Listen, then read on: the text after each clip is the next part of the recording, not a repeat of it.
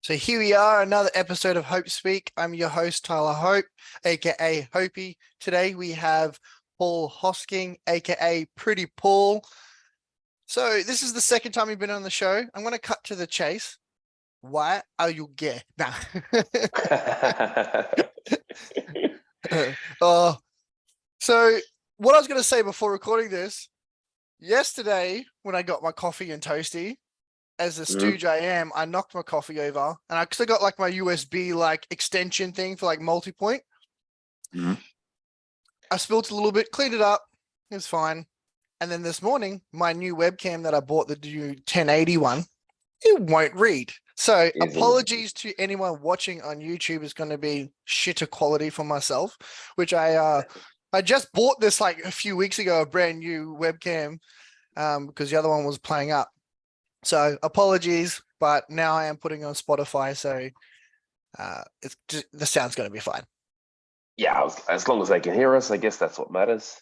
Well, I was being lazy, just like, I'll put it on YouTube, it's fine, can cut it and get the snippets and stuff, but it's like, I never listen to a reasonable amount of time of a podcast unless it's on Spotify and I'm like walking, driving, so if I try to watch a podcast on YouTube, which I like to watch people, but I honestly probably only watch 20 minutes of it, and then I may continue it later on Spotify. So I was like, I better pull my finger out and get it on there. Yeah, I'm the same. I can't seem to watch YouTube podcasts for more than about 20 minutes. But when I'm driving, I'll listen all day. So yeah. So are you a kind of person who will just listen to several hours of podcast per day, or more music? Oh man, it really depends what mood I'm in, I guess. But lately I've been listening to a lot more podcasts.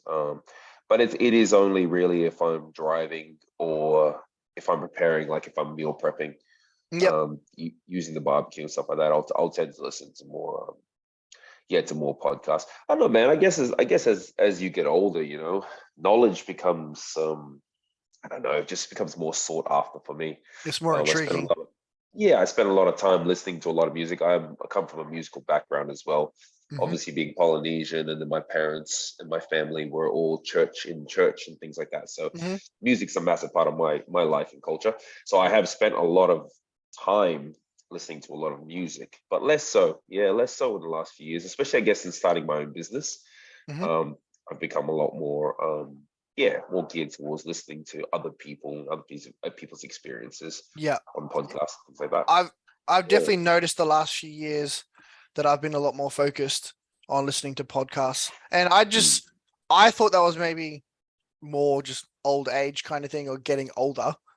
I should not say old age because I'm still a little spring chicken. But but then it's also the last probably 3 to 4 years, I've been a lot more focused on trying to build the business and different aspects of it. So I think it's just like gaining knowledge in different areas is a part of that. So as you said, with the music background and church, like were you like actually in a choir kind of thing when you're younger? No, not choir. I play a fair few musical instruments. I was namely on the drums for most of my life since I was about 9 years old. I started playing drums. I transitioned to the guitar, a little bit of keyboard, and then I eventually transitioned to singing, so being at the front. So I went all the way from the back to the front. So but not so much choir stuff. It was more more music, playing music with my family. So and that's a lot more common now in churches. Well, I have no idea. I didn't get raised like being religious, being in churches. I've probably only been in like 5 churches my whole life. Because when I started reconnecting with my father, he was telling me how he was going to church, and it's quite common how they have like a live band, and like the music that they're playing was like more kind of like pop music or like kind of rock style. So you were playing still church music, but more modern themed. Yeah, definitely more modern theme, and definitely more rock style, and like what was, I guess, in at the time. We definitely played that kind of music. I mean, when I was in church playing music, you had bands like like Simple Plan, Blink-182. Hmm. That's the kind of music we would play in church. Just Yeah. obviously gospel, but that along that vein of music, yeah. Cool. So when you were younger, did you also gravitate to listening to Blink-182 and that kind of style of music as well? Definitely. I listen to everything. I Yeah. listen to a Okay. lot of things, a lot of different things. I really enjoyed music for what it was. I even listened to a little bit of like metal. I never really got right into it, but I definitely appreciated their talents. I Hmm. definitely appreciate their ability to sing in that way and then to play drums in that way. It's actually super difficult. Well, when I was learning, it was super difficult for me to play that type of music. Yeah. So yeah, I had a few friends who were drummers and who were right into that. Yeah, I was blown away by the way they play music. I Mm. wouldn't, I wouldn't say I enjoy it, like enjoy listening to it or even playing it. But when I have been around it, it's definitely Yeah. like, yeah, something Well, I respect for sure. I have next to none musical talents. I remember one of my friends, Pom, he was trying to get into rapping and stuff, and this was a little bit after 8 Mile, I guess. So it was like a Uh-huh. bit of an influence as well. Um, and he had this little DJ set thing, which was like had like preloaded beats and stuff in it, and I got infatuated with it. So I had a little phase where I was like trying to become a producer kind of thing in high school. Uh, but it didn't last long. I was just like, well, once I realized how much work that really went into producing a beat, I was like, oh no, I'm just gonna go gym. Yeah, So yeah, yeah, for sure. that was just always my thing, my jam. Speaking of Pom, he's actually DJing a lot now at not the lounge, it used to be lounge, Cotton Club. Cotton Club, right? Yeah, Yeah, so he plays yeah, quite often there. So shout out to Pom if you're ever there in Cairns. yeah. One of the best Nice, hip hop DJs in Cairns, FNQ. nice. So let the people know what's going on at the moment with Pretty Top. It's now Pretty Top Team. Last time we spoke, I'm pretty sure it was still Pretty Muay Thai. So there's Hmm. been some changes. So what's Yeah, the definitely. what's the exciting changes at the moment? Um, Obviously we started with Muay Thai and boxing. My background has been Muay Thai and boxing, but I've always been interested in martial arts in general. I've never, you do get a lot of Muay Thai purists, and I guess you would get that in every sport, in every Hmm. combat sport. But Muay Thai definitely there is I feel like there is a lot more of that type of attitude towards Muay Thai that Hmm. Muay Thai is the only way type of thing, Yeah, which I definitely respect. I believe Muay Thai is one of the more superior arts yeah, when it comes to martial arts. and I it think shows through in MMA as well. It really does. 100%, 100%. I think if your base is Muay Thai and you're looking at getting into MMA, it's definitely a great base to begin from. Mm. Simply because you're working pretty much every area apart from the ground stuff. Yeah. Um, and even then, you are still learning concepts of grappling when Hmm. you're working with the clinch. So those things are not foreign to you Yeah. if you ever did transition, right? Hmm. But I've always definitely been interested in all the different arts and all that sort of stuff. Um, I grew up in Cairns, and I've trained in a lot of different gyms. I've trained submission wrestling, which is apparently what no gi wrestling or no gi Pretty jiu-jitsu much, yeah. used to be called, or what it was called Yeah. back in the day. Yeah. From my understanding, and when I first started getting into grappling when I was 18, 19, that's what I knew. It was submission grappling, and then you had like jiu-jitsu, which was in the gi. Yes. And it kind of Yes. then they started for competitions, people wouldn't do the no gi because they had the leg locks and cranks and stuff like that. So that's how then it kind of migrated to having more of the reduced rule set to make it safer and people kind of Yes. transition. Yeah. Yes. And so I have a background in submission wrestling as well. I started that before I started Muay Thai, actually. Okay. My journey was boxing, and then MMA, um, and mostly submission wrestling, because my striking was already being handled on the boxing side, Mm-hmm. from another coach. But I transitioned to MMA, and then I lost my MMA coach, who moved back to Ireland, and then from there I transitioned to Muay Thai. Yeah. So I've always had an interest in submission wrestling, in jiu-jitsu, but more wrestling based. I Yeah. prefer wrestling, and so that is the next thing that we added to our schedule, was the wrestling. Mm-hmm. And then again, from a financial business point of view, there aren't many wrestling coaches. There aren't many wrestling Mm-hmm. programs in Australia. I mean, they are here, but they're obviously not as prevalent as jiu-jitsu. Yeah. And so we wanted to offer something that was helpful to jiu-jitsu, Mm-hmm. in a lot of ways. Or And you would MMA in know general. exactly, and you would obviously know from from doing jiu-jitsu that Mm. wrestling is becoming a quite a large component of jiu-jitsu, especially in the no-gi circles. It's been a huge eye opener here in Phuket at Phuket Grappling Academy. Like, have even like the nogi having more of a wrestling style. Mhm. Yeah, because like jiu-jitsu is like, it's totally fine to pull guard and try to work off your back. And there's times where I'm kind of just trying to be reserved, and then I'm in a position, but I'm not kind of scrambling. And I'm like, fuck, I'm on my back again. I'm on my back again. Yes. And it needs to have that element of like kind of wrestling go, and not Yes. concede and not take that Yes. position. And that's something that I'm trying to work on. Um, but it's hard Yeah. because I've been, was it, 3.5 years of just kind of, okay, I can pull guard, work from Yeah. here. Yeah. So trying to, get out of that, what's ingrained. Yeah, and the similarities, I think that's what attracts me to sorry, not jiu-jitsu, to wrestling. Mm. The similarities between the work ethic of a wrestler and the work ethic of a Thai boxer is not that different. Mm-hmm. Muay Thai is the same. You can't just concede positions, especially in the clinch.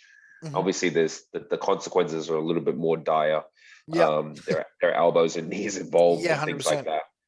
So you can't just give up positions. You have to fight. You have to work. And so wrestling, I've always really enjoyed that part of grappling. That it's just the scramble.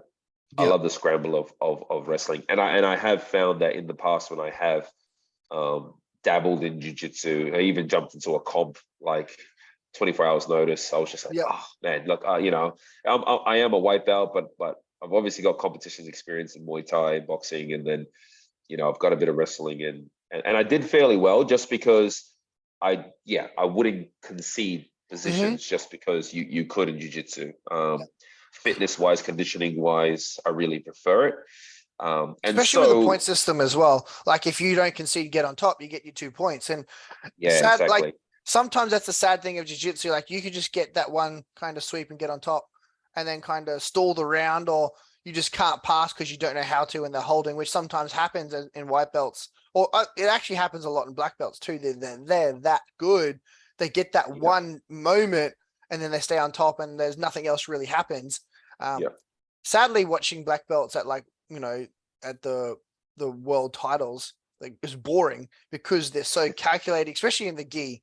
No gis are obviously a lot faster pace. But sorry, I cut you off there. You're talking about with your competition. No, and I was just saying that. So coming back to the name change of going to Pretty Top Mm-hmm. Team. Um, yeah, look, Pretty Muay Thai and boxing and wrestling Yeah, yeah. just was a bit of a mouthful. You know what I mean? And we've always had plans to branch out. We've always had plans to include other martial arts, Mm-hmm. and look at bringing our style and our processes of development into other martial arts and Mm-hmm. see what we can do. And so yeah, that's what precipitated the change of name.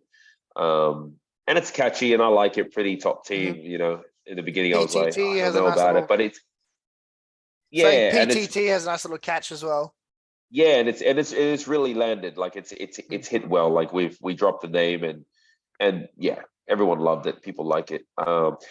It makes me a little bit. I get a little bit sad sometimes because I really love Muay Thai. Muay Thai will always be like my first. My first. Like I just love Muay Thai. I love everything Mm-hmm. about it. And so to not be called Pretty Muay Thai sometimes I get a little sad. But Yeah. there's a bigger picture, and and the focus has been on branching out, and which obviously brings us to the next art that we added to it. So we had the started jiu-jitsu classes.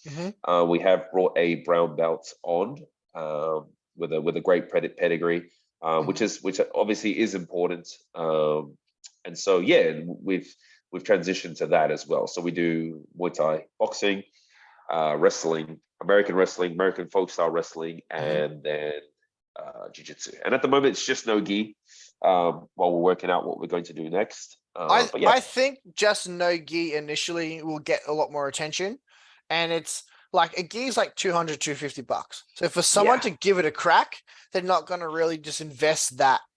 And then even for you to like have several like free like or gis that people can use like for their trial class, like that's you still got to fork out a bit of money for something that you're unsure. Sure.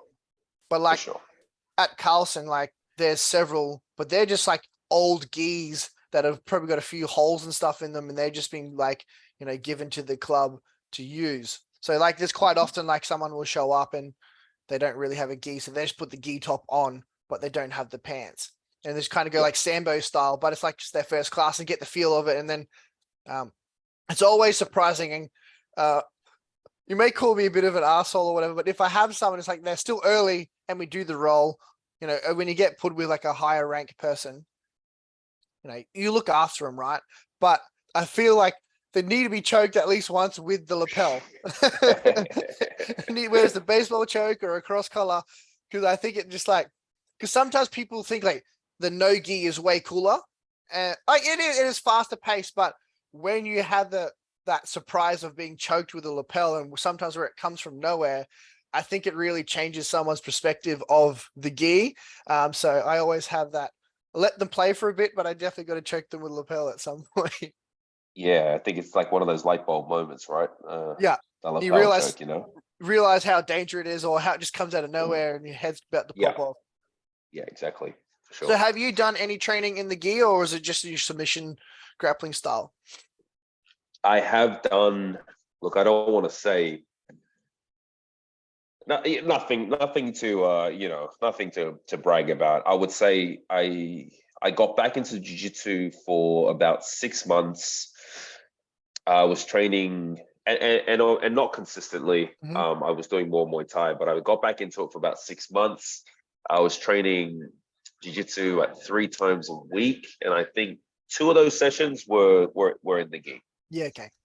Yeah, so I have a little bit of experience with it, but it is definitely different. It is definitely a different pace. It's definitely a pace that I'm not accustomed to. Yeah, I am a lot more comfortable in the scramble, in the faster pace, because I am quite explosive as well. So being explosive for me has always been an advantage, and obviously in the gi, yeah, that can be nullified quite quickly. Exactly. So. Yeah. I go through phases where I love the gi, then I hate it, and I prefer the no gi. I think it's just like when I crack a code or whatever with a sequence of maneuvers, and I start to kind of get that. But there was I don't know if I told you earlier in the year how I put someone to sleep in a comp in the gi. No. So I'm so pissed off because no one got it on camera, and but it was in the first like 15 seconds of the match too. So, I actually cut a little bit of weight. So I had come down, and then this other fella was still doing masters. So it's 30 plus. That's why I still feel old at times, because I'm competing as a master. Yeah, okay. Yeah. That's what they do in jiu-jitsu. It's 30 plus as masters, then 35. And then every 5 years they have the brackets. And maybe it goes from 40 to 50. I think then they branch it out. But yeah, I think they set that in place because there are some people that start as a kid.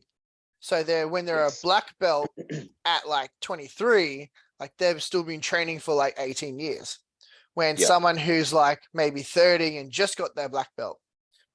But I think it's also just combat sports and stuff. You just get a bit banged up. But yeah, so this other fella, he only just got his blue belt a few months before. And then he decided to do the comp kind of like last minute and just went up the weight division. So I had a bit of a a weight advantage as well Weight and an size, yeah. experience.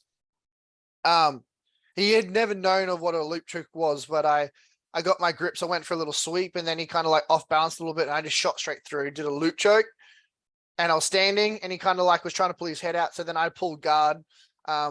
Yeah, and then I thought he was playing possum. Cause I'm like, oh, he's not tapping. This is tight, but he wasn't fighting a whole lot. I'm like, oh, and then Fabio, my professor, who just yells out, he's out, and then the ref grabs his arm, and his arm just goes completely limp. So I was like, oh shit, I had to like push him off, and the rep pull him off. I was pretty scared because he started having like a little bit of a fit, where as he was like waking up, he actually started, yeah. So I had this like little moment of a heart attack, but after about 5 minutes or so, I was like, yeah, that was pretty sick. But that was my highlight of my jiu-jitsu career, and didn't get caught on camera. So So far. there's an ADCC comp on here in Phuket in like 3 weeks. Mm-hmm. So with ADCC, they have the leg locks you can slam, if you're in a triangle and stuff like that. So it's more dangerous in that sense. Even though that's not a huge factor, but I've had some time off with freaking this scab on my knee that took almost 2 weeks to come off, and I'm super scared of getting staph over here. Was his name Tim? I can't remember the Aussie MMA fighter. guy, yeah. Yeah, like, because when that started happening, when he was in hospital and that, I slid off my freaking scooter in the rain 6 weeks or so ago.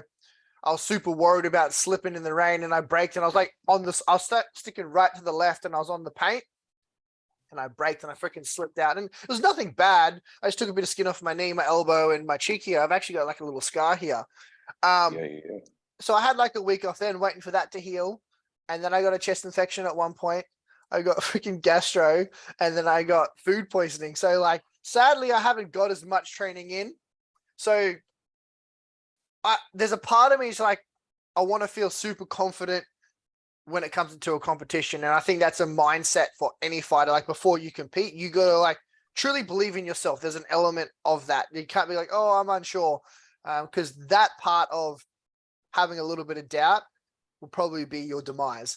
So I'm still unsure whether I'm going to compete in it, because I'm off to Vietnam next week for 2 weeks. So I don't know whether I'm going to find a good gym and actually get good 2 weeks of training in. So maybe. But the other thing, for those that don't know with ADCC, they just have beginner, intermediate, and pro. That's how they split the divisions. So it's kind of like white belt, blue, purple, and then brown, black.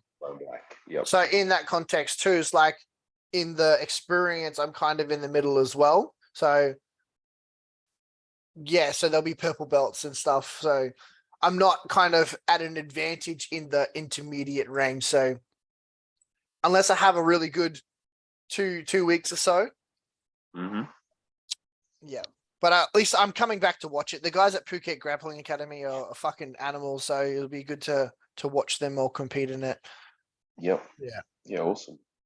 Will you be looking at getting some of your guys to compete in jiu-jitsu? Obviously, it's still very new, but is that on the agenda, or is it just that it's still just like it's a side fun thing that's going to help feed the MMA element? No, definitely competition. I believe in competition a lot. I believe it's super important, especially for your own development. You have to test these things. Like, you have to pressure test yourself. So competition is definitely something we are looking at. When that will happen, I'm not certain. We have a range of different experiences. We obviously have a lot of beginners, a lot of white belts, but we also have white belts who have been doing jiu-jitsu in some form of grappling for dabbling in years, years, and they're definitely handy, and they can handle themselves in the grapple. So it really comes down to our coach and what he believes is the best time for them to develop, to compete. He is still competing. He is very he's a very avid competitor, so we will definitely be putting him in first. And obviously, a little bit of a pressure test there for him too, Yeah. because I personally would love to see him doing it in Yeah. his, free of In, restrictions. yeah. In his Um, element. Yeah. yeah, yeah, and I so think in yeah, general, like that can help inspire the students as well. Like I know when Fabio competes, and I think it's just like it's sick because like most of our club or whoever's at the comp, we all kind of huddle together, and we all get excited and we just get like amped from the smallest things because we're like, it's like our master or our professor kind of thing, and it's funny.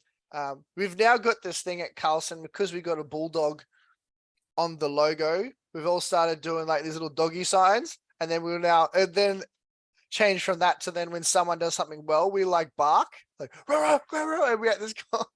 We must look like the biggest idiots because we're barking and stuff, but uh, we all have a good time, and that's what I wanted to say is that I think when people go and compete together, it really like completes the bond that you have from training. You create a good bond. Obviously, you trust each other, you look after each other, and you start to get some rivalries within the club. But when you go to a competition and cheer each other on, or even just like after, if someone wins or they lose, the support that you get in those moments from your other teammates, I think that really solidifies the bond.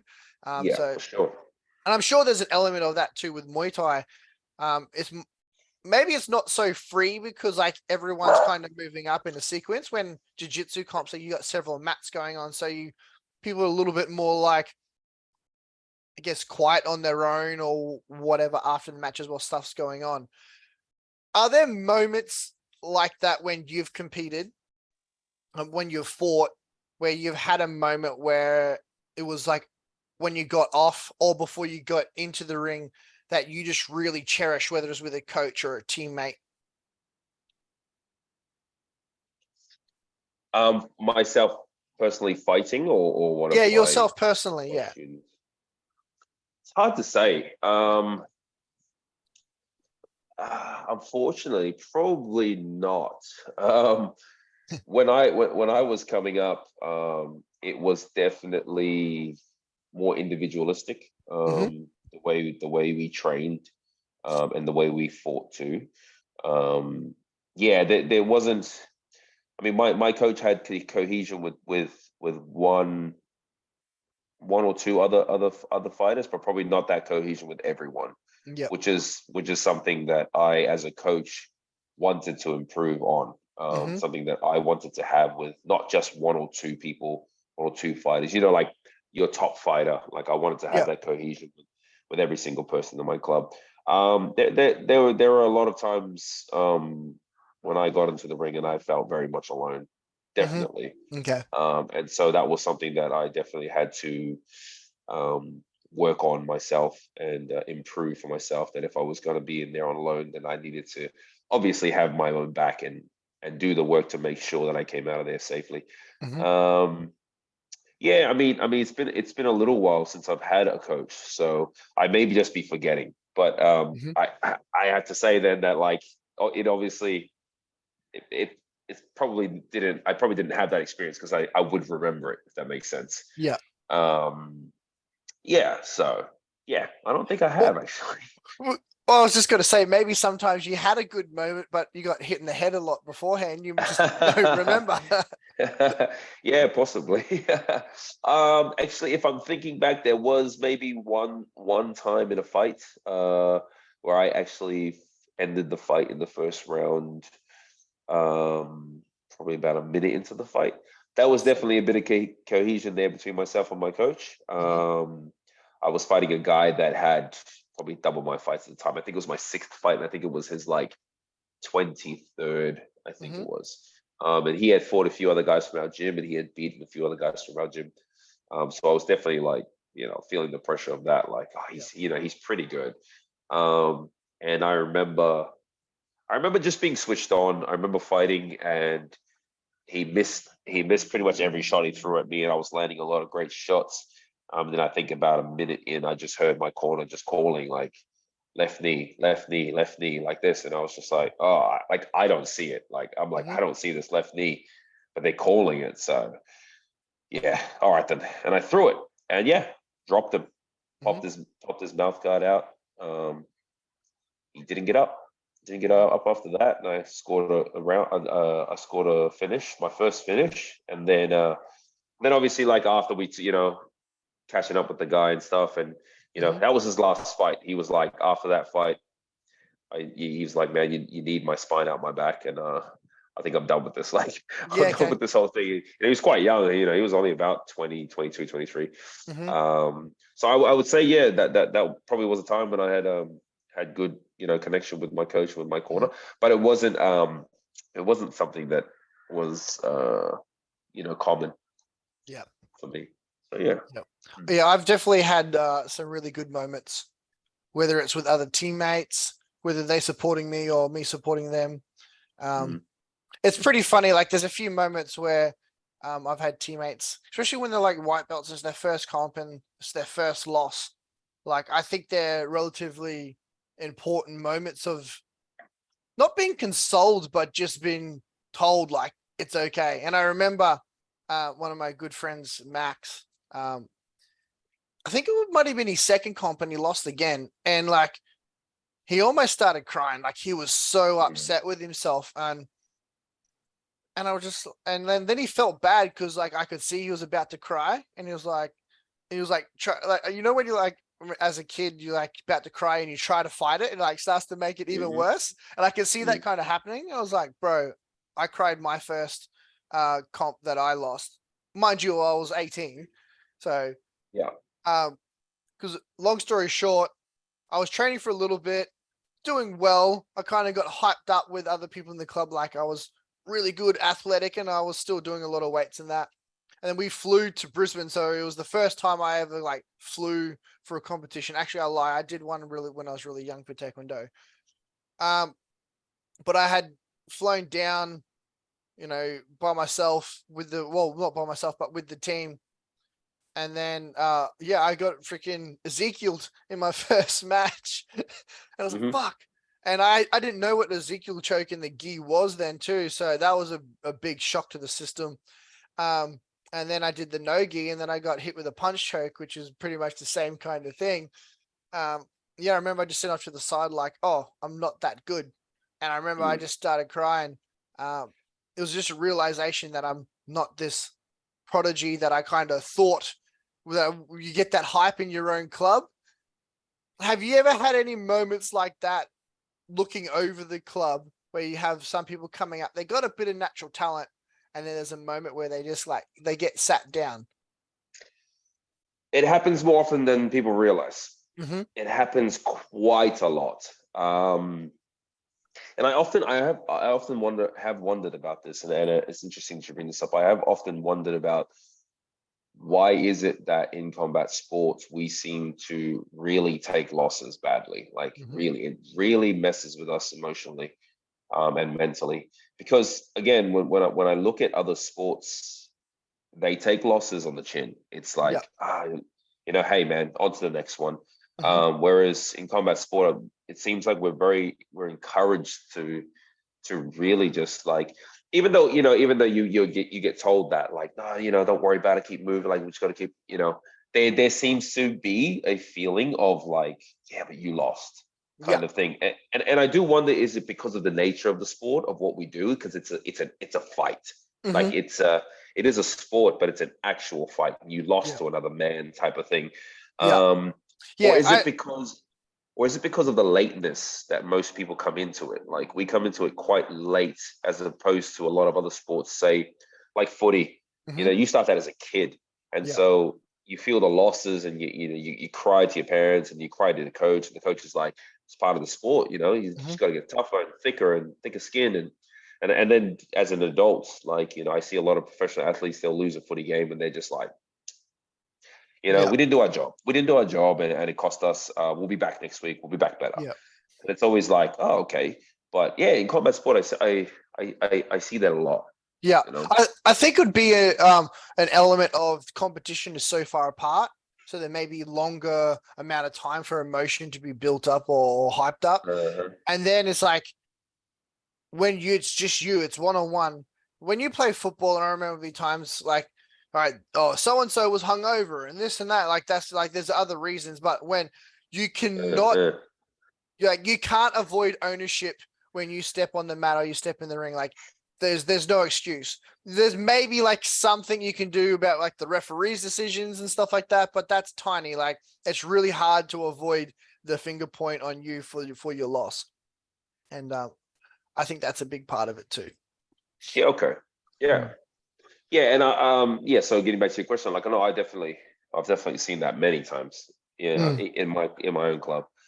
Um, but one of the ways that we combat that is that we have a lot of obstacles. We have a lot of checkpoints, I guess you could say, in development with students that by the time they actually get to an external competition, they're a lot more resilient, and they've come to terms with their own, I guess, like the fact that they're human, that they're not these like superheroes. You know, they've really come to that point right even before I put them into a external match. It's very, very difficult for a person in my gym to catch a fight, to get a fight on a show outside of my gym.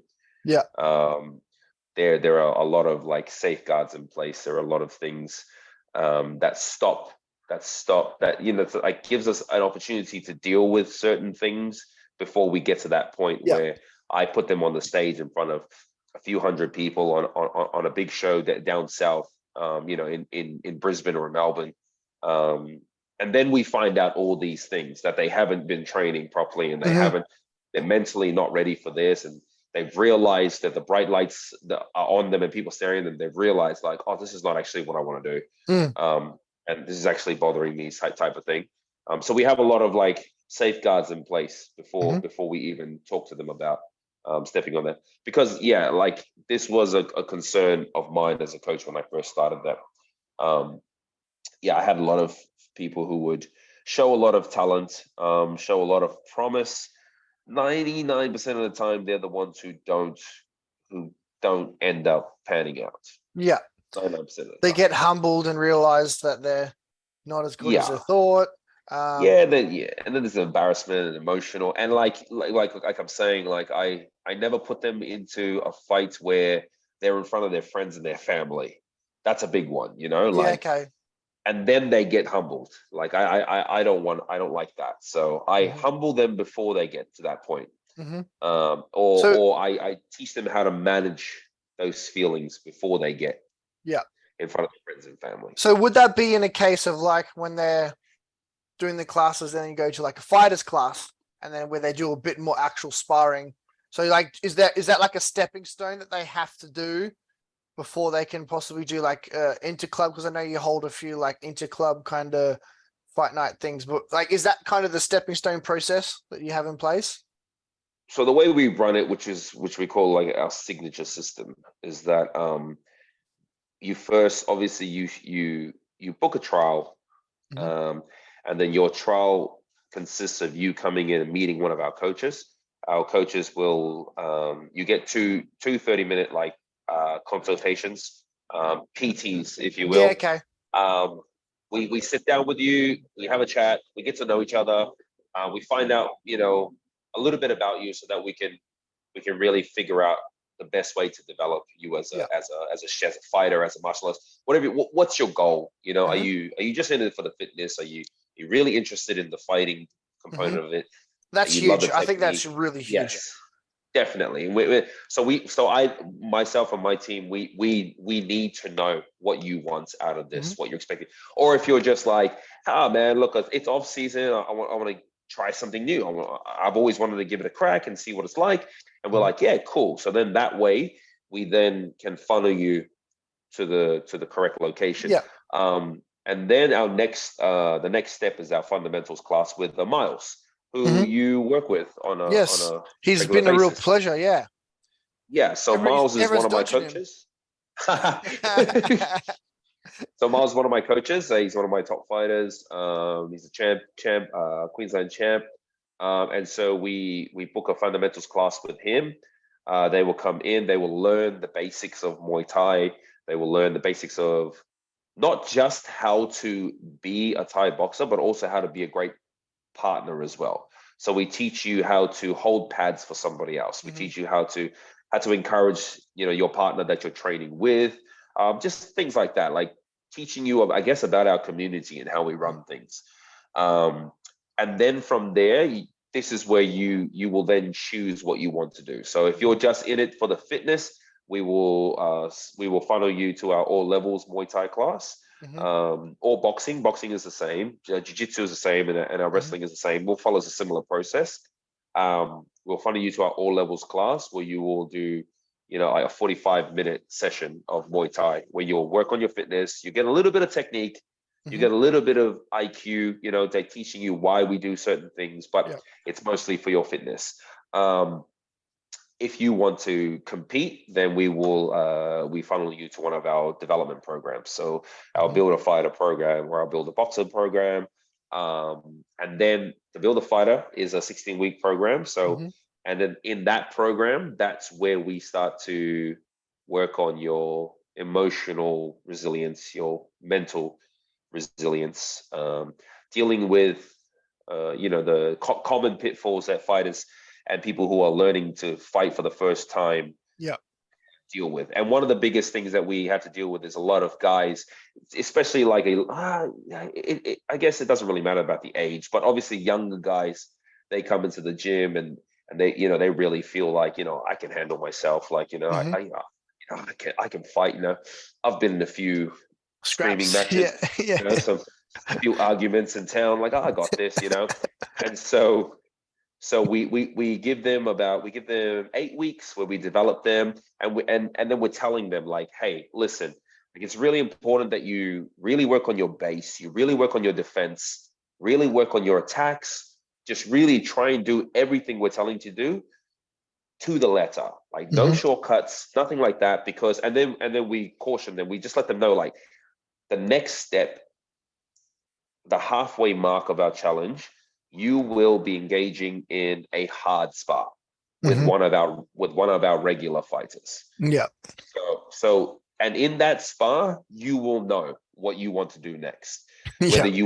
Whether you want to have a fight at the end of this program, whether you've realized, oh, this is not what I thought it was gonna be, this is really tough, or okay, no, I still want to do this, but I'm not ready.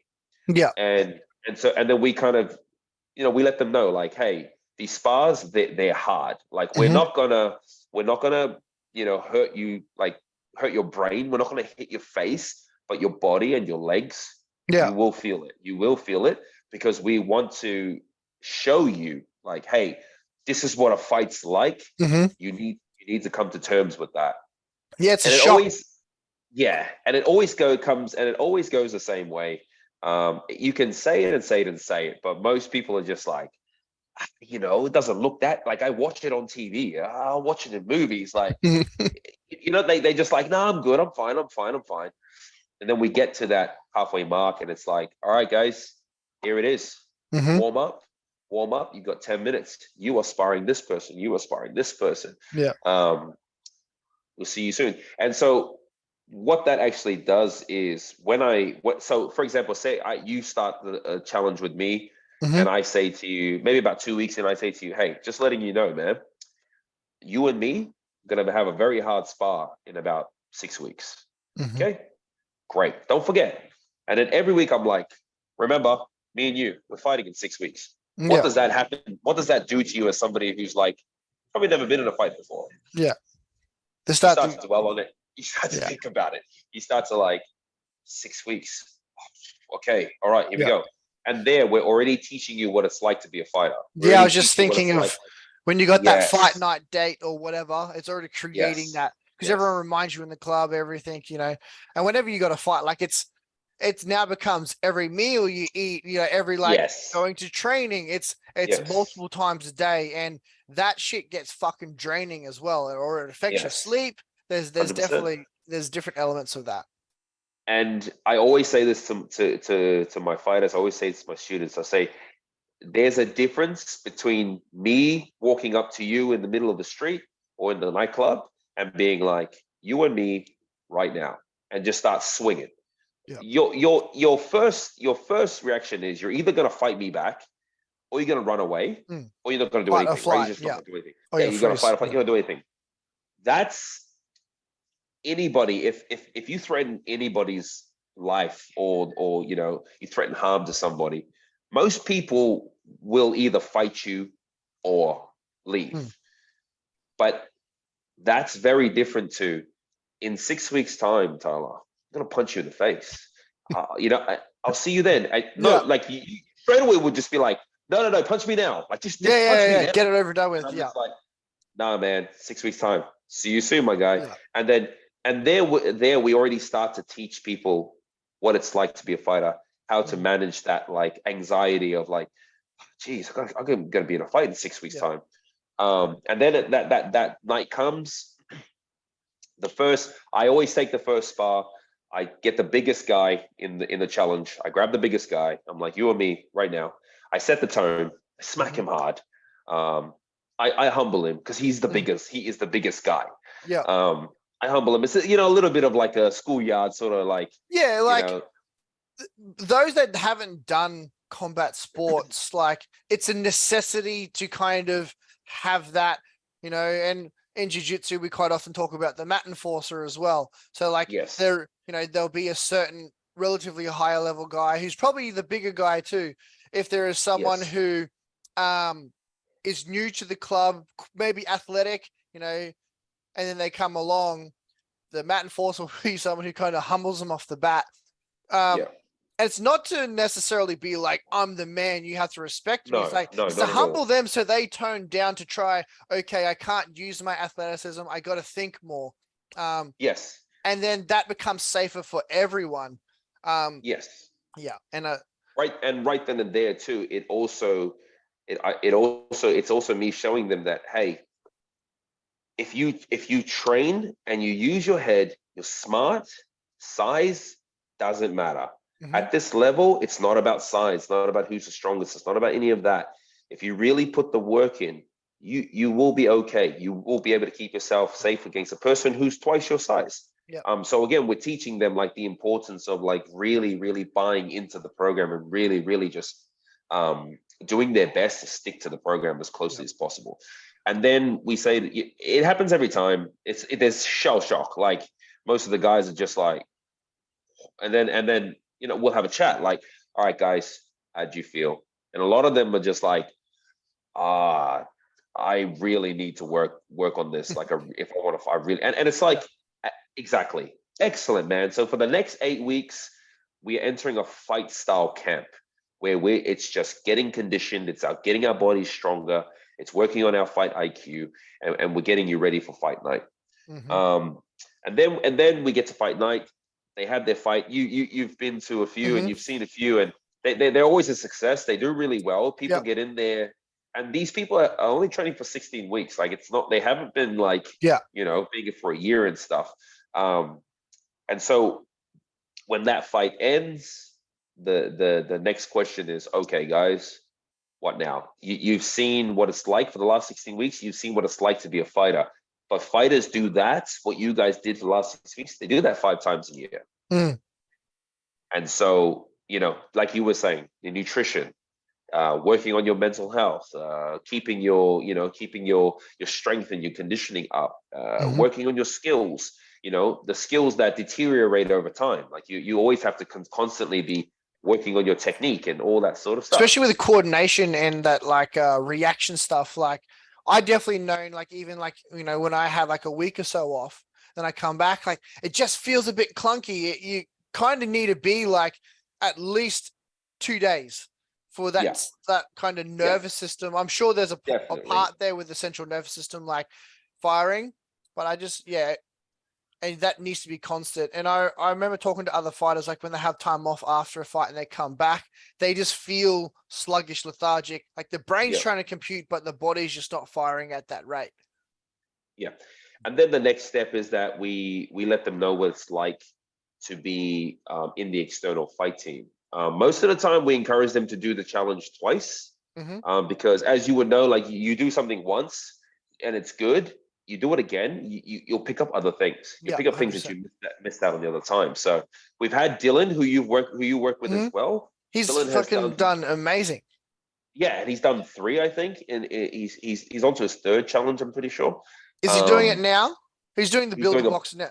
he's doing a boxing challenge Yeah, now. but Yeah, his second Thai fight fucking leaps and bounds. It incredible, was, right? yeah. Like incredible from the first to the Mm. second. And his guy, Alex, was no pushover. Like the guy could head kick. Like it Yeah. was crazy. It was, and yeah. But Dylan is a perfect example of how our development systems work. And you look at Dylan, you would never think that this guy can scrap. Like this guy can throw hands. But and then from there, you do 2 challenges. If you're showing consistency, because that's a big thing as a fighter. You have to be consistent. You have to show up. You have to, no questions asked, no whinging, no complaining. From there, the question then gets asked to you, like, okay, what now? Like, where would you like to go with this? And some people will say, man, I've been really happy to have 1-2 fights internally. I'm really cool with this. Like, I want to, I'm cool. Some people like Dylan is like, oh, man, like put me out there. Like, I want to get out there. Like, I want to fight somebody else, like somebody outside of the gym. And then that's the next step is to funnel them into our fight team. But by the time they get to the fight team, we've already dealt with a lot of issues that you usually would deal with. Yeah, and you kind of already role played it a little bit. Yeah, you've already just like kind of figured a lot of all that stuff out. I found that because we're a lot more patient with our development, by the time they get to our fight classes or to our fight team, it's all it is just training. Like it's just development. They know that they got to be there at a certain time. They got to be warmed up at a certain time. We do what we got to do, and then we're out the door. And then it just becomes more professional, obviously. Yeah. And then when you get to the fight team, right, we're talking about this process. Then there's a whole other process in the fight team as well. Like you kind of start all over again. You start as like the bottom rung, and then you're training with better fighters, and then you have your first external fight, and then you have a few more. Then if you're doing well, 80 to 90% wins, then you go for your first amateur belt, and then you do well there. Maybe you go for another amateur belt, and depending on your proficiency, like there are a few guys in my team who have only had 7 to 8 fights, but my opinion is that they would be fine in a professional fight.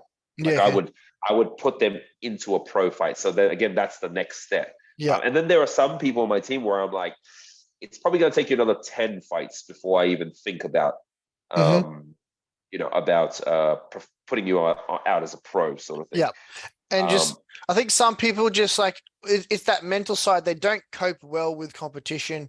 Like I definitely know that in jits, like, there were some guys who like, they'll handle me. I'm like, but then I see them when they get on the mat when it comes to comp, and they just kind of crumble under pressure. And it's until there's a moment that clicks for them, and I've seen it before, then something clicks at comp, whether they got a good win and then their confidence goes up and then they just kind of roll with it. It's really intriguing how there's just so many elements of this. And I think people like that aren't in the combat sports scene, like they look at it and just say, oh, these are just people just trying to hurt each other. And I don't think they realize how calculated and especially in jiu-jitsu, I'm sure it is in Thai as well, like the multiple scenarios that can play out from one position off one grip. Like when you start to learn more, there's so many different outcomes from each part. And, this is why they always say it's like chess. But I just sometimes I hear people say, oh, like you got like the hobbyists, or what do we call the casual fans. They just want to see, especially in MMA. So they're on the ground, they're like, oh, stand them up. But like, they don't realize some of the stuff that's going on the ground, like with the grips and the different hand positions and stuff. They don't realize what that could possibly set up, and how that goes from there. And going back to what you were talking about with confidence, I'm glad you said that. Like that, it's about building people's confidence. Like some people in the gym, they're like lions. They're lions, man. They'll run through you. You put them into a boxing ring, or you put them onto the mats in front of people, in front of like a whole crowd, and the pressure gets to them, right? And so I don't know if you've heard of Coach Barry Robinson. I Yeah, follow yeah. him a lot. Yeah, I yeah, really like, yeah. I like, I really think like I've his sent stuff. you a few of his videos, like, because Yeah, he's pretty funny at times too. Originally, I yeah, was like, this dude's a bit cocky. I don't know if I like him. And there was a few funny ones, and like, but after a while, I'm like, he has a right to be cocky because he fucking knows his shit. yeah. He talks about many concepts, but there's one concept that he talks about that I really really like. He talks about manufacturing confidence, Mm-hmm, and he's talking about, and it's the same concept as fake it till you make it, mm-hmm, right? It's pretend until it becomes real, or visualized. And so with our development programs, that is essentially what we're looking to do. We're looking to manufacture confidence in people, that by the time they get to competition outside of the gym, it's real confidence. They yeah, actually believe in themselves. They actually mm-hmm, believe that, and not just about they actually believe they can win. It's they actually believe that win or lose, they're gonna be fine. They're yeah, gonna be okay. They're not going mm-hmm, to spiral into a depression, or not mm-hmm, spiral into like some sort of um, out on the going and drinking and like all that sort of yeah, stuff, and just trying to. So that's really like essentially what we really like to do. And I think that also has. I don't think, like, this is definitely what happens, is that as we're working on their confidence in the ring, we're working on a whole other aspect of their whole lives. yeah, They're leaving the gym and they actually are confident people, and they're actually going out into their workplaces and their jobs and their families and all that sort of stuff, mm, and they're taking that confidence with them. And it's real confidence. It's not like a not like a cocky, arrogant mm. Yeah, sort of thing. it's self confidence to the T. Like, and I've Mm, known that as a kid too. Like, I remember there's a few times I used to get teased for walking straight and kind of proud. I remember this, and I remember even like there's one time I was at a party sitting on a stool, and I was just sitting there, just naturally sitting really tall, having a look around. I remember like some girls like, "Oh, why are you sitting with such good posture?" I'm like, "Well, why is that bad?" And she's like, "You're sitting mm, cocky up there." I'm like, "No, I'm just very comfortable at this party." Um, but going back to the whole confidence thing, it's something that I need to work on with competition. It's getting a lot better. And I've got like, is it not grounding? There's another part where I now have a sequence of movements that I do hmm beforehand. And I have a part of it is like, I do this like breathing. I take 3 deep breaths and then I kind of do my little blessing kind of thing. And then because I did Tai Chi for like 10 months, and there was a thing where you kind of pat and rub, and then you like hmm take off any like bad juju. Like that's not the right term of what they said when I did Tai Chi, but the whole thing, and then you kind of rub your face. But you do kind of create this like light sensation because you're tapping and rubbing. Blood does come to the surface, but you can get like a very light tingling sensation. And I hmm started doing it again before comp, and I'll do 3-3, 3-3, 3-3 kind of thing. And it's just funny because I was doing it and I felt like this tingling sensation. And then I had this moment before I stepped on the mat. I'm like, this tingling is like, oh, it's like my aura, like from Dragon Ball. And I just like started cracking up because I was like, because we joke around about like trying to envision yourself powering up as a dragon. Like, Yes, we joke around about it, but I actually had a moment before I stepped on the mat and I was like, oh, that's that feeling, like we all joke around. definitely. So now I like, it's just my go-to thing. I think grounding. Ah, anyway, so with that, I find I really have to do something like that because I have been in a comp where I got my arm freaking snapped. Uh, so I've partially torn my bicep tendon here in a competition with an armbar. So there is like, it's hard to not have any possible doubt of going in and getting injured because it's a reality. Mm, I'm not, so it's there, but it's definitely coming along. For sure. you, did you have any kind of sequence? I know in Muay Thai, there's obviously, I forgot the name of the, I don't want to call it a dance. The white crew run. Well, Right yeah, I was crew. just about to say that is definitely a similar thing. Mm-hmm. And I have my fighters, not just because it's part of the culture and part of the traditions of Muay Thai. I think it's very important. Um, but it is also a tool that my fighters use to slow down. Yeah. So they walk in the ring, the music's going, like the walkout music going, people screaming. and you know how fight fans are, they're screaming like, kill him and Twist his all that dick. sort of stuff. Yeah, exactly. Twist his dick, like all that sort of stuff. So there's a lot going on. The lights are really bright. Hmm. You're in front of a bunch of strangers, and sometimes you're in front of your friends and your family. Um, and so I encourage my guys to, when it's time for you to do your white crew, Hmm. um, Is there take your something time. like before you get into the ring that you would do that was like really personal Um, to you? yeah, so like obviously, like most trainers in Muay Thai, do a blessing before they put the monk Yeah. Okay. on. Hmm. Like as I mentioned before with music, I come from a Christian background, so I don't I tend to pray. I tend to pray over my guys before they go in, and obviously just say words of encouragement. I never. I'm always careful, and I always make sure to make sure to let the fighters know that, like, it's win or lose is not important. Hmm. It's how you carry yourself in there. Yeah. It's how you represent the gym. It's how you fight. It's not it's how you win and it's how you lose, if that makes Yeah. sense. Like there's winning and then there's winning well. There's losing and then there's losing well. Yeah. So I really just want my fighters to understand that. And like I have a few fighters. I think you worked with Alex last time Yes. for yeah. Yeah. So Oh, which one? Ulala or Plant Power?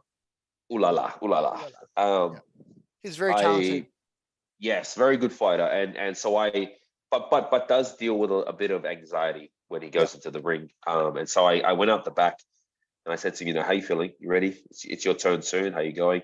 And straight away he was like, man, I'm stressed out. Like I'm stressing. I Mm. said, why are you stressing? He's like, I don't even know. Um, but we had a good chat too, because it was really good, because his very first fight with me, Mm. he was the complete opposite. I Yeah. was Okay. like, how you feeling? And he was like, I'm good. I'm Let's good. go. I'm good. But, Yeah. but I knew he wasn't, though. I knew Hmm. he wasn't. It was fake confidence. And he's, no, Yeah. no, I'm fine. I'm fine. And I'm like, I can tell, like you're stressed. But I just like, You have to you let don't it want to hear play out as well, right? 100%, 100%. Yeah. That's the last thing you want to hear. Like, you actually look very scared. You know Yeah. what I mean? But I said to him, yeah, cool, okay, it's all good. He went in, he lost. He lost badly. He didn't get bashed up, but his ego was definitely bruised. And I said to him, what's awesome is to see your growth from your first fight, where you didn't trust me. Like, Hmm. as a man, you didn't trust me to tell me the truth, Yeah. to be vulnerable to me. But now in this moment, like you're just about to go out to your fight, you, you, you're being vulnerable, like you're opening up, like you Yeah. trust me. And I'm Hmm. like, this is good. I'm telling you, like, you're going to do very well because you trust me, and you're going to trust me to guide you through this fight. Hmm. But you got this. Like, Yeah. you got this. You're meant to be in there. And then he says to me, like, look, man, I just want to make you proud. I just want to make you Mm. proud as a coach. And I just said to him, man, win or lose, I don't care. Hmm. But if you want me to be proud of you, you go out there and you fight well. You Yeah. fight the way I know you're going to fight. I know you can fight. You fight to your best ability. And if it ends up not being enough tonight, man, I give you a hug and we go home. Like, Mm. my biggest thing is, as long as you come out of that ring with your senses intact, like, Yeah. you're good. You're a bit banged up. You might be cut. You might be hurt. Mm. You might have a broken arm or something. But Hmm. but as long as your faculties are in place, and we don't have to spend the night at the hospital with a concussion or anything like that, then I'll be happy. Yeah. Happy And days. straight away, I just saw him like, okay, so there's no pressure to win. It's just like, Hmm. the only pressure here is that you Is to fight the best perform. way. It's the best way Yeah. I know you can fight. Yeah. And then you obviously watched the fight. He came out. He fought a taller guy. Hmm. A taller, more awkward guy, and very convincing win. Yeah. Um, Close the distance. Got some really nice sweeps. Mm. yeah, and so that's that. I do like to. It can change depending on who the fighter is and what they're Yeah. feeling in the moment. But we also are we put a lot of effort into making sure that our fighters, come fight night, are just more than ready. Yeah. There's no like, oh, I don't know if I want to do this. Like, it's like, hey, we're here. And Jessie is different. I'll say to every fight, how you feeling? And she's like, there's nothing to it but to do it. Like, that's what Yeah. she's like. She's just like, we're here. I'm Yeah. not pulling out. I'm not, regardless of how I'm feeling, like getting in there. And so it's like, okay. So yeah, it can depend on the person, I but think most so of the too. time, yeah, most of the time I try to keep to that, hey, what's most important is that you go out there and you show what you've been working on. It doesn't matter if it's a win or lose. I think the nerves is good. Like I've talked about how like when I get nervous, like even though I get like diarrhea shits and stuff like that, like I get excited because I know it's something that I care about and I have the opportunity to do well. And I think the nerves actually allows you to reach like higher potential in an aspect. And there was just it was on like a good old Instagram reel. It was I think it was Joe Rogan with George St. Pierre, and he was saying, do you sleep well before fights? And he's like, it was only one time he ever had a good sleep. And it was when he fought Matt Serra the second time. I think it was the second time. Well, it might have been the first time. He thought he was going to clean the floor with him, and he got knocked out. I think it was his only knockout.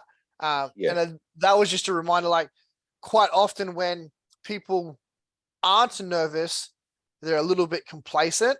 And I've even seen it with powerlifting too.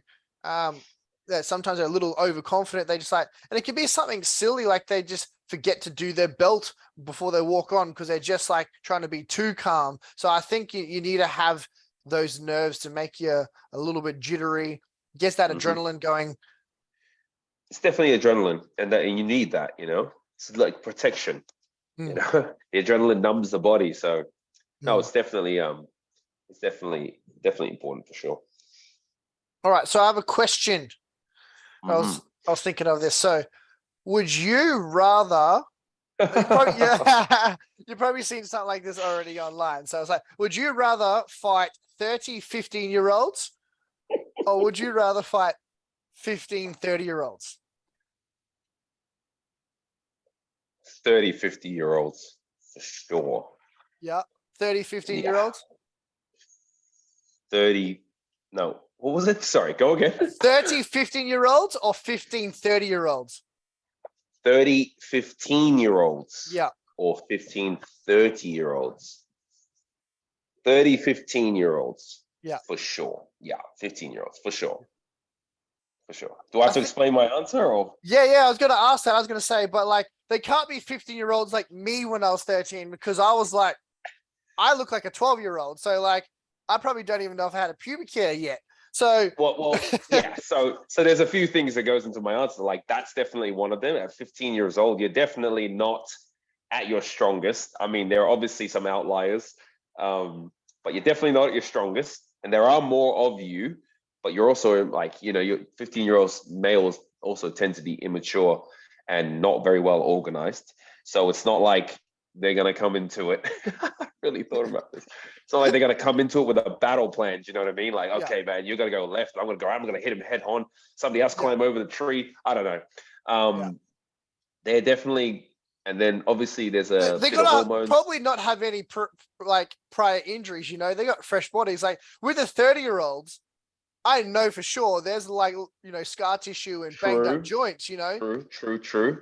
But I would probably come at it from more like a mental aspect. Is that like I feel like a 30-year-old has lived a life. He probably has more injuries, but that probably has also made him more resilient. So say if we're talking about like 30, I don't know, like 15 30-year-olds who are like, grafters. They're like tradies. Geez.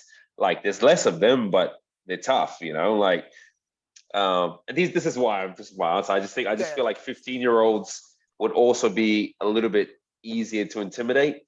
You little shit, like, Yeah, for sure. Maybe I could get 5 of them to like just be like, nah, change my mind.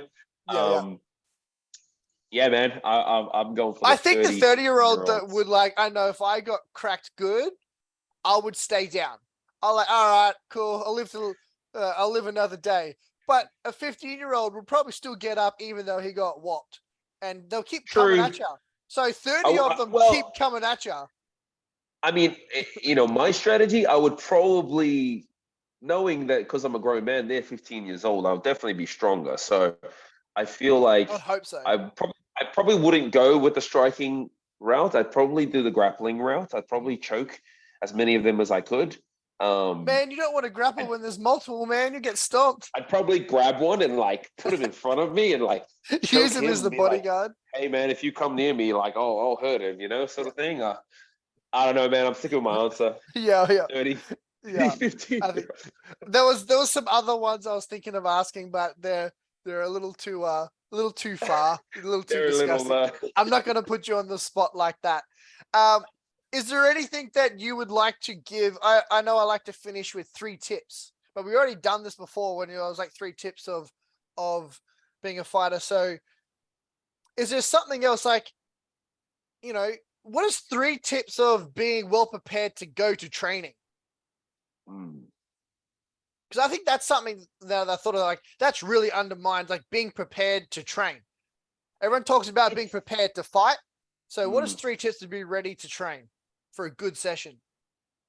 Look, it's not anything that nobody has said before. Do you know what I mean? Like it's common knowledge. It's out there on the internet. Like, what are the best ways to prepare yourself for training? Routine is massive. Like, and you'll hear this from everybody, but you'll also hear it from the most successful people. Routine is so important. Setting a specific time every day to train. But it's really difficult. It is difficult to lead a life of an athlete or somebody that is involved in something as grueling as combat sport. Because once you commit to the lifestyle of like, okay, I'm a jiu-jitsu guy, this is what I'm going to do, or I'm a Thai boxer, this is my thing, it takes over your life. Everything is really just geared towards that next training session. From what you eat to how many hours you sleep. These are things that I don't, because I'm not fighting anymore. These are things that I don't even keep. Like my sleeping patterns are not 9 to 12 hours every night. Some nights I'm having 8, some nights I'm having 6. Well, you're running a business now. There's a whole different element of that. Yeah, and so routine, I think, is definitely something that's super essential. If you want to make the most out of your training, it's creating a comfortable environment for yourself. Because once you don't have that environment of comfortability in terms of, at this time I eat, at this time I sleep, at this time I train, your mind is kind of all out of whack. Like you're just not prepared and ready to go, whereas if you're training at a certain time every day, you just know, okay, at 9 o'clock, I'm doing this and I'm going to work on what I was working on yesterday. That's definitely, I think the whole thing with routine is like a big part of people with anxiety. Like I obviously dealt with hundreds of people in the last few years, client wise, and routine is a common thing I try to get in place. Those that kind of struggle with stress and anxiety tend to have loose routines. Those that have kind of busy structures, yes, they may get stressed, but it's like bang, bang, bang, you do it your next day. And there's a part of like, I think there's some beauty in just having days that are like, you wake up, say it's run, then you go to work or eat breakfast, go to work, lunch, still working, you go to train, go home, dinner, sleep, repeat. Like, I think there's a real beauty of that because like the simplicity in that is also where people just make leaps and bounds. But it's not only just in their fighting. Like, I think I know myself when I'm in a top routine like that, I become a more efficient with my grocery shopping, with my work, like these other aspects, because you just want it all to pan out. But you don't have to make decisions of what am I doing next because you know exactly what's next. And so the whole thing of decision fatigue is removed. Yeah, definitely. And then, in that routine, prioritization is probably another good thing. Probably something that's super important to do as somebody who is trying to prepare to make sure they're training consistently every day. It's prioritizing. All right, the prioritization in your life. Like, what are the things that you can, you might have a list of things that need to get done. I like to prioritize the things that I can do right now. The things that I can just kind of knock out right now, because then when it's time to train, I know that I know that my affairs are in order outside of the gym.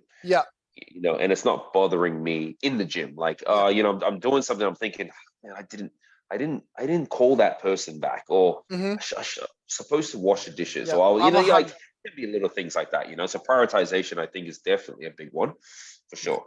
Because here at Phuket Grappling Academy, they have a 9 a.m. class, they have 11 a.m. and then a 7 p.m.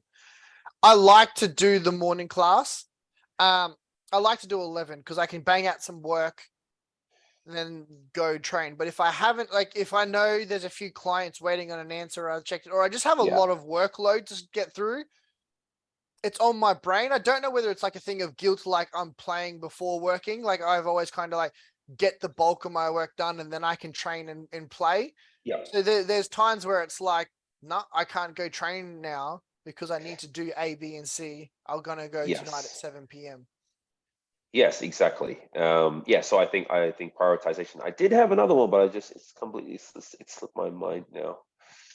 Something. Let me just try and think. Now I'm on the spot. I'm definitely not going to think So we about it. said routine, Yeah, prioritization. What's the third one? routine, prioritization. Can't think of it. I'm just gonna say like nutrition, have a good meal, get some good carbs in before like Mhm. whatever it is, like whether it's just you picking up a Powerade from the night owl 7-Eleven or something like that. I think just getting some fuel in is really crucial. And I know it happens a lot in jiu-jitsu where guys will come to training, especially if it's earlier in the morning, the 6 a.m. or the 10 a.m. where we used to do it at Carlson. So people will Mhm. come and not eat at all. And I did for a period of time because fasting's easy. It's easy to manage your weight if you just skip a meal, cut a meal out of the day. It's simple. But there was a part where I started convincing myself, like, I don't have food in my belly. It doesn't matter if someone is doing a knee on belly, knee Mhm. right or whatever. Like, oh, I'm not gonna, you know, worry about Mm. possibly shitting myself. Like, Yeah, but yeah. but once I Uh, started kind of training myself to eat something, whether it was a piece of fruit and a protein shake, like there's a big difference straight away. Like of yeah, having some fuel in, especially when it's like just eating carbs, it's in your bloodstream, it's ready to be used. yeah. I just remembered, but I've just remembered what it is. But I'm not really sure how to verbalize it. I think it's important, like with training, um, that you kind of need to like accept and be okay with the fact that sometimes you need to it can't always be about training, if that makes sense. Mm-hmm. There's dips, there's ebbs and flows with training. Sometimes it's really important to understand that you at times in your development you really need to be hyper focused, really need to be intense with it, really learning what you're trying to learn, Mm-hmm. and then really taking some times to just relax, slow down, be more about the repetition of what you're learning rather than the the I guess the mental side of it, trying to really understand the technique, if that makes sense. Yeah. Um, I like to have my fighters go through stages where they're really hyper focused on IQ and really like, this is why we're doing what we're doing. This is when Mm-hmm. we should do it. This is why we're doing it. This is when. This is why. This is when. When I'm confident they understand that, I will then be like, okay, now it's just repetition. Yeah. Now it's almost Yeah, mindless you work. got to create like You an know? automatic reaction in a certain Yeah. situation. And I definitely like know that with my certain things, whether it's from half guard or whatever, like where I'm very comfortable, I find some of these things I'm just doing them reaction based on whatever grip they make or whatever. Yeah. And I think that's what's really big coming into competition, as we talked earlier in the chat, how getting your reaction timing and training frequently, you got to build that with your nervous system, and like that is a huge part with you being on point, because it's that reaction stuff that's what catches people, like where Yeah. you like because you're just instinctively doing it, and because it's so fast they don't have time to catch it. Yeah. Yeah, and so I think like preparing for a training session, it's important to it's important to be thinking about it all the time, but it's also important to stop thinking about it for Yeah. a certain amount of time, because it almost like does like a recharge, reboot sort of thing to your mind, where you become excited about getting back to training. Yeah. Like, oh, I haven't thought about jiu-jitsu for 2 days. Can't wait to get back to it on Monday. Yeah. Whereas if you're constantly thinking about it, you almost get stressed out. You almost get like exhausted. Like, I'm just tired of it. I just don't want to go back. Like, I'm just going to give myself another 2 days. Yeah. There's times when I have clients that get like a little bit sick and they're really down, like, oh, I'm sick this week and I can't train. It's like you just had 6-7 weeks of good training. Yeah, You're probably due for a deload anyway. So you're just forced to have a deload. It's your body telling you. And I think like when you put that sense, like maybe this week you just have some time off and do some film study, or you just literally just chill. And so getting back to your question, then, like, what are some good tips to plan for training? That's something that people don't put into their planning, is their downtime. Yeah. It's all like, for the next 12 months, I'm going to be there on Monday, Wednesday, Friday, Monday. You're not. Yeah. You're like, at some point you will have to stop, but it's better to plan for that stop rather than. It's a stop, or at least like a taper off where you do 2 sessions, not 5. At some point you will have a break. So you're better off planning for that break. Like, okay, I'm going to go hard for 6 weeks and then I'm going to have a few days off, and obviously be open to adjusting as you go, but really just have that, like, okay, for the next 6-week block, I'm just going to really get into this routine. Then I'm going to break my routine for 2 or 3 days. And then for another 6 weeks, I'm going to get back on it. I find that really works with my fighters. I give them breaks after every fight camp where they get real hyped to come back and learn again and fight again. I think that's a really good point. And it's just like even routine in general around your food and going to work. And I hear that a lot now with my clients that have been with me for some time. Once they start to get into a good role, they just thrive in that routine. And I had a client, she just came back from New Zealand and she's like, I just can't wait back, get back to work, which is like, seems stupid. Like, why you want to get back to work when you've just been on holidays in New Zealand? Like, but it's just, you just feel comfortable and you don't have to think so much. And that's probably one thing that I find, even though I'm in a relatively good routine now, but here, because I'm still like learning and figuring out around Phuket, like this would be a few weeks ago, because I'm still kind of finding my routine and discovering stuff. I'm just thinking a whole lot more. Like, you're not mindlessly going into somewhere to get your coffee. Like, sometimes you're just doing that. Like, I got to think like, all right, sawadee krab, like trying to remind myself to say that properly and whatever it is. And I think that just was an eye opener to me, because I was like, why the fuck am I tired? Like, I haven't been training twice a day. Yes, the heat is hot, but I was thinking, but that's probably a really good point of just like thinking all that shit because I'm not in routine. Yeah, cool. But that's the 3 points. It was routine, prioritization, and plan for your breaks. Yeah, plan for your breaks from your routine. Yeah, I feel like that's a good one. Yeah. All right. Well, thank you everyone for listening to another episode of HopeSpeak. Hope you enjoyed it and have a good day. Peace. Cheers, brother. No